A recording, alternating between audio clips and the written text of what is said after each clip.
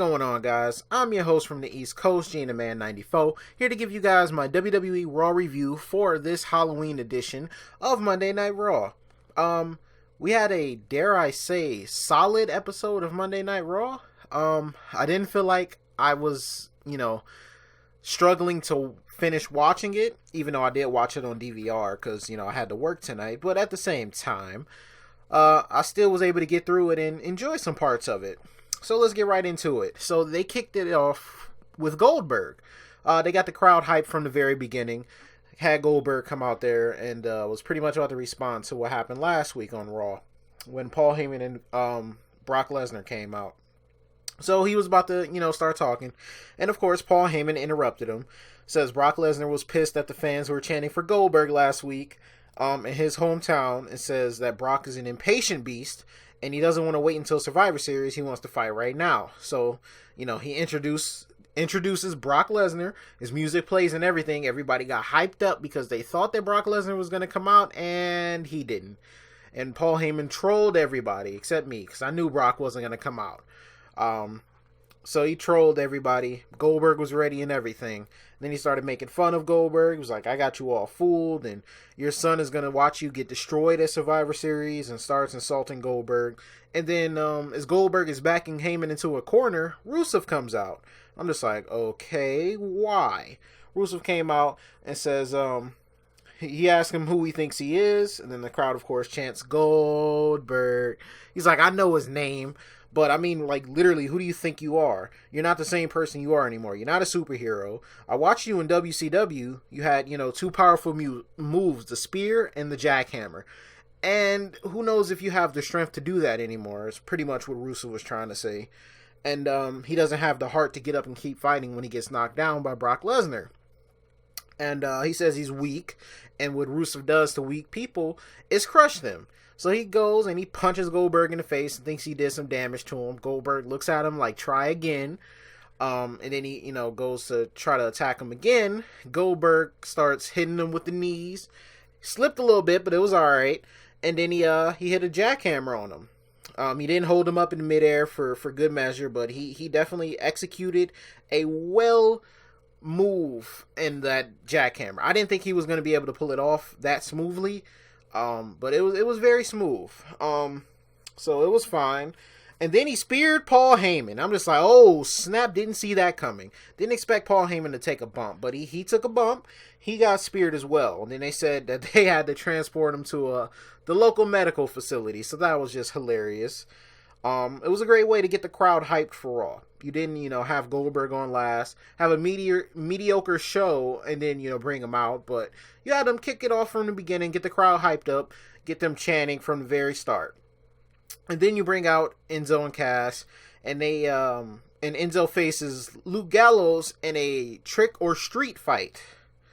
I'm just like, this is just a complete gimmick match, isn't it?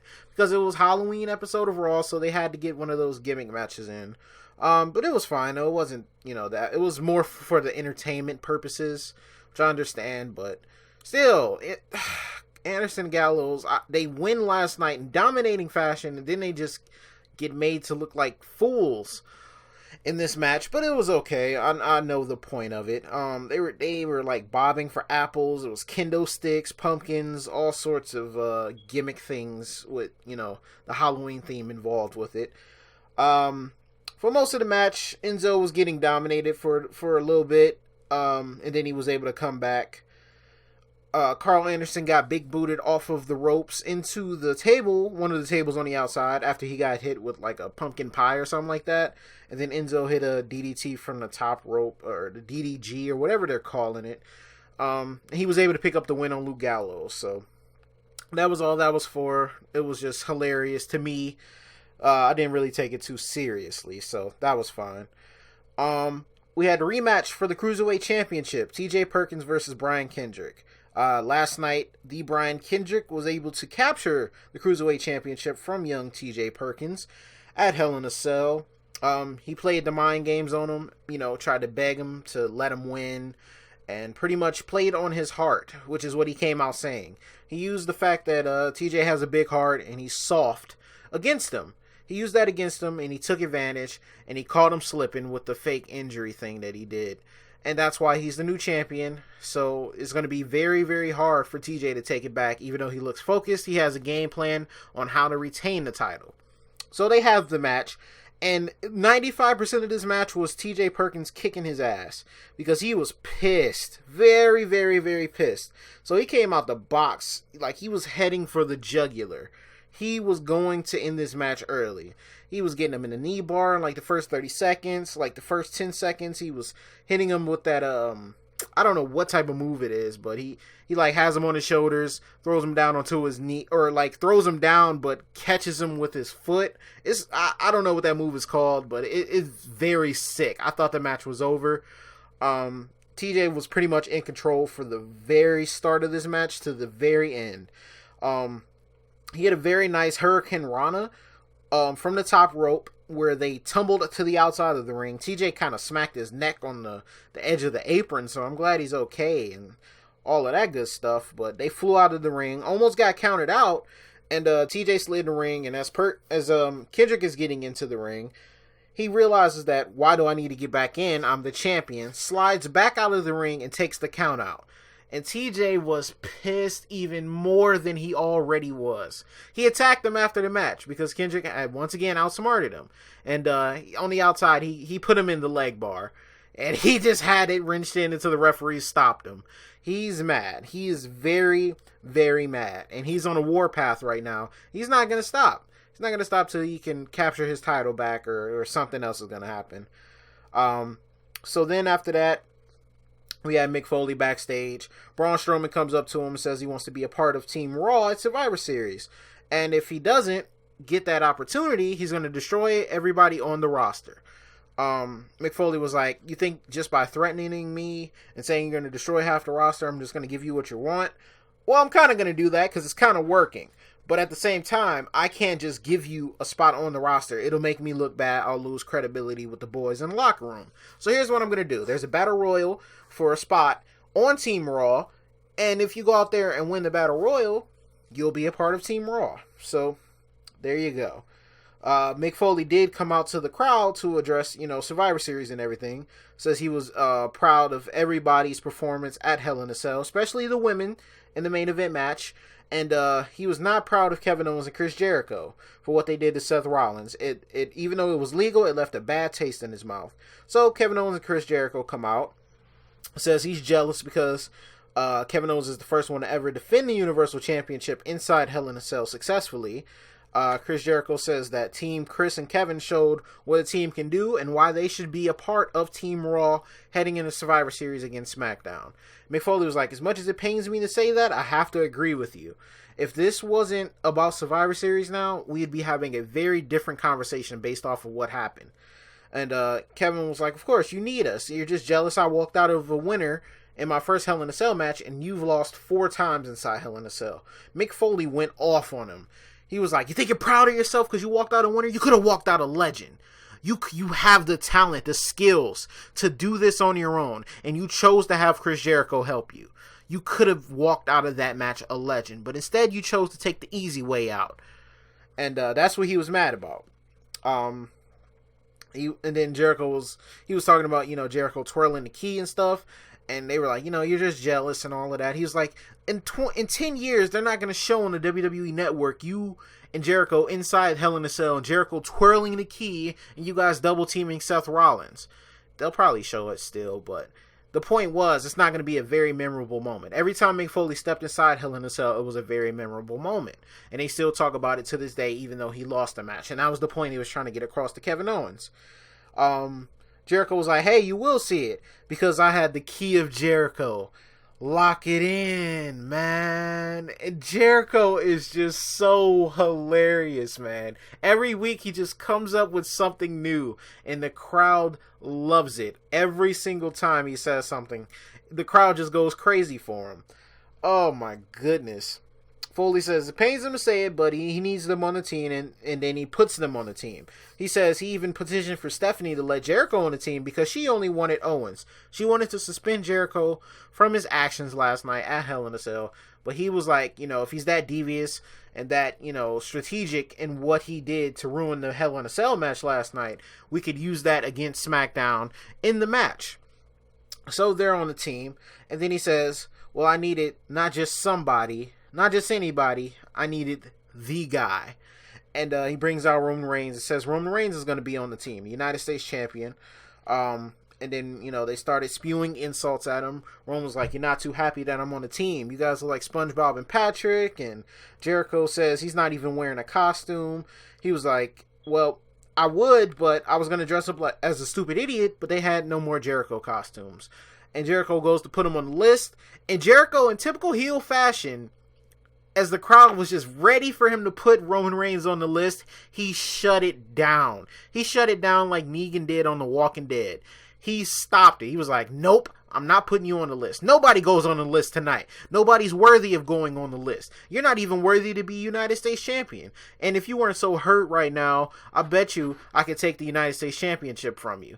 But you're going to deny the match because you're so hurt and you're so sore. You're not ready to compete tonight. So then Roman was like, yeah, I'm sore, I'm beat up, but I'm still willing to shut your mouth. Anytime, any place.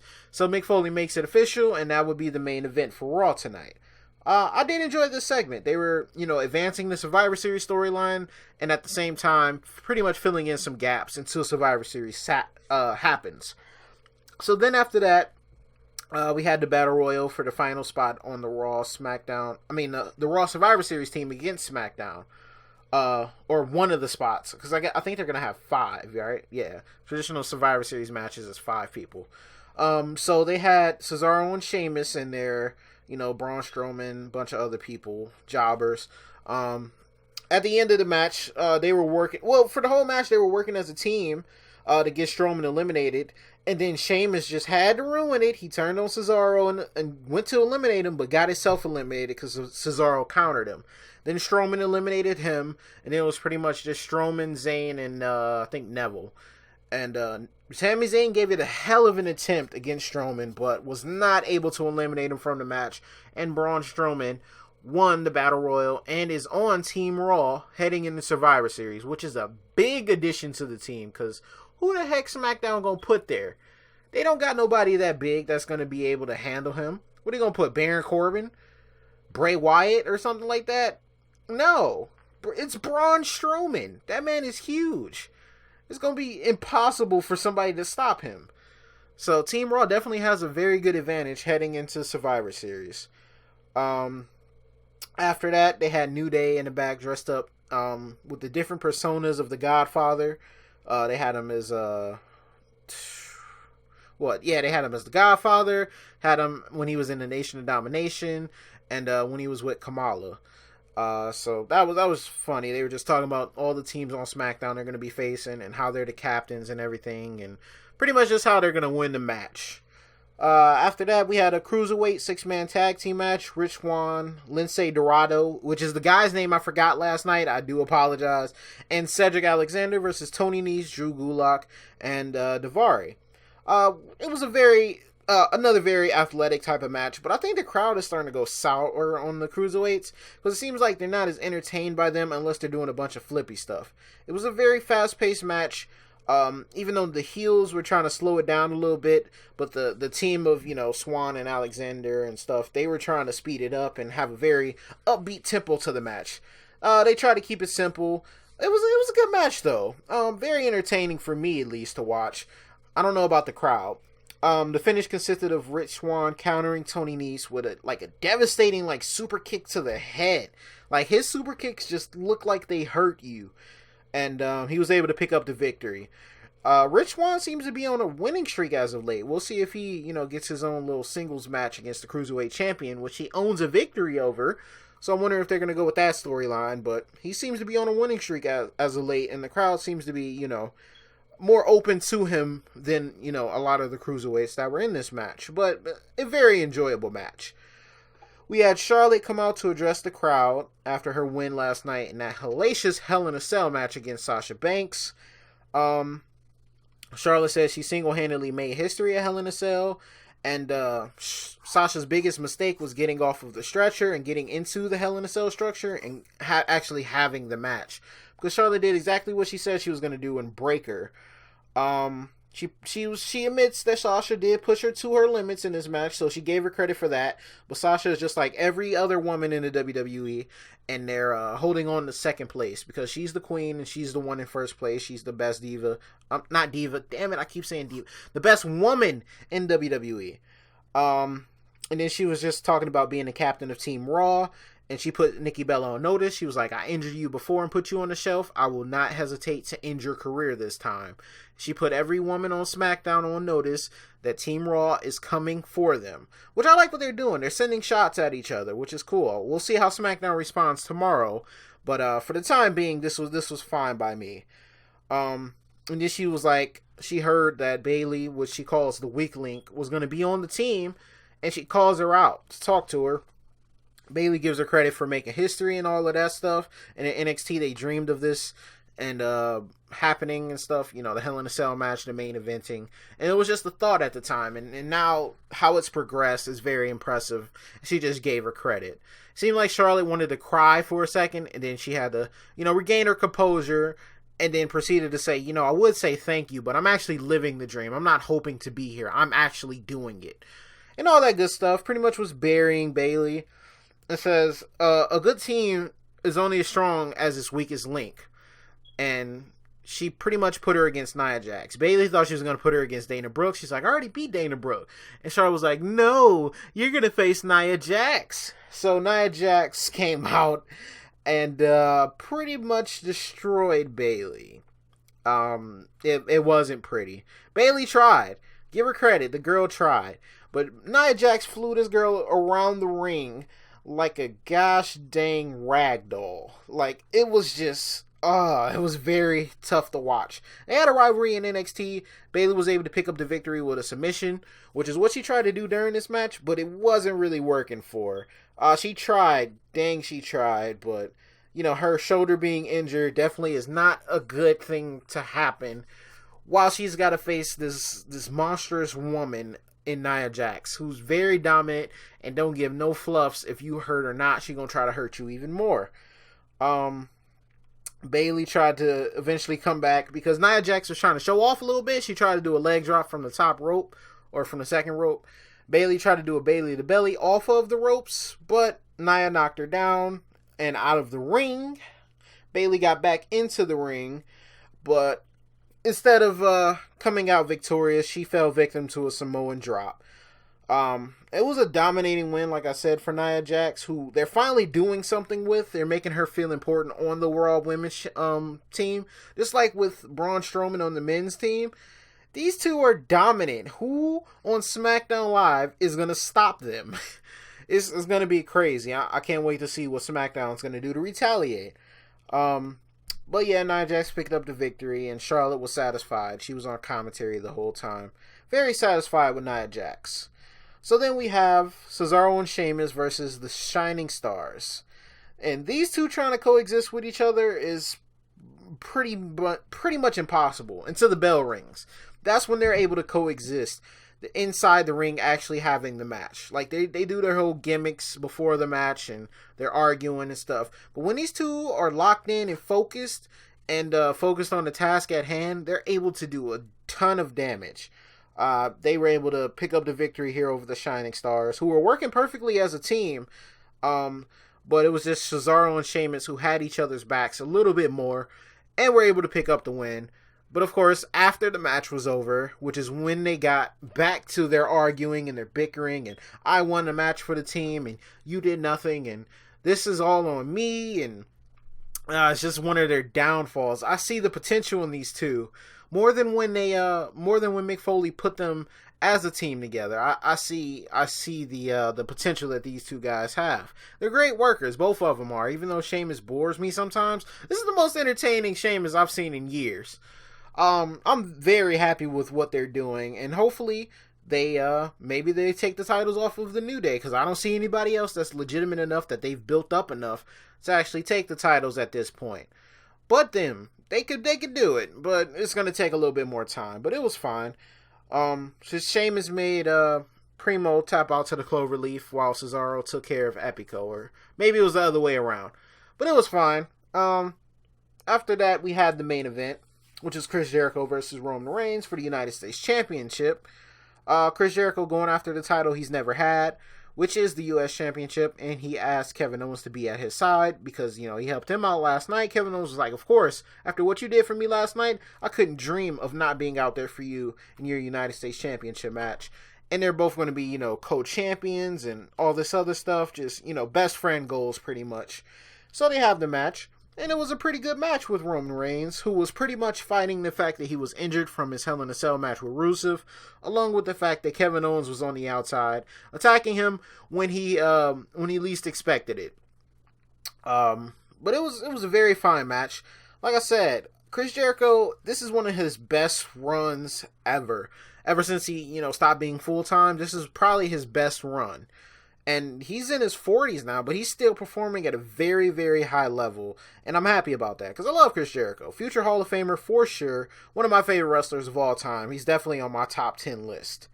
So yeah, we had, Owens pretty much attacking Reigns from behind when the ref wasn't looking or he was distracted or anything. You had Chris Jericho, who was pretty much trying to expose the weaknesses of Roman Reigns from his match with Rusev, because he knew his body was sore and was beat up and all of that. All of that good stuff was pretty much just factors. But Roman Reigns was able to mount a little bit of offense in the end and try to come back, hit a Superman punch and went for the spear. And as he was going to pick up the victory, Kevin Owens stopped the pinfall and got Jericho disqualified. And then they proceeded to double team him to the pop-up code breaker. It's just a very smooth move. I actually like that double team move. Kevin Owens pops him up intentionally over his head, and Jericho catches him in the code breaker. And I think it's just a devastating move to have. So after that, though, the crowd was chanting for it. I was waiting for it, and Seth Rollins came out and took care of both Chris Jericho and Kevin Owens until they ran away. He hit a suicide dive on Kevin Owens twice. He had the knee drop that he hits from like the apron, like he hops up onto the ropes and drops the knee across their face. He had a sling blade, and he was about to pedigree Jericho until Kevin Owens saved him and pulled him out the ring. They ran away, and then he looked over at Roman Reigns, who was like, wait, you came out here and helped me? But I thought we had problems. So they just pretty much stared at each other for the rest of the few little seconds of Raw. And yeah, I don't know if Roman Reigns gained some more respect for Seth Rollins, but he was definitely surprised that he came out to help him. But this is a very solid episode of Raw. I can't say it was terrible. It wasn't terrible, even though I thought it was going to be terrible because the Halloween theme. But it wasn't bad at all. I'm not going to hate on it. They're building towards Survivor Series, which I like. This Goldberg Brock match, still not excited for it. Love Goldberg, just don't care about Brock. But I'm just happy Paul Heyman got speared. That was just hilarious. I enjoyed that very much. And the fact that they made it seem like he died because he was just the advocate. Like, they put this man in the ambulance and took him to a medical facility. That's just hilarious to me. But a solid episode of Raw. Let me know what you guys thought of Raw down in the comment section below. Did you guys like how they're building towards Survivor Series? Or maybe some of the matches that they did on this Halloween episode of Raw? I'm very interested to see what you guys feel. Subscribe if you guys are new. I think I'm at 80 subscribers right now. So I want to thank you guys for watching as long as you have. Or any new people that are coming in. Thank you guys for subscribing. And like the video if you guys enjoyed it. And I'll talk to you guys later on. Peace.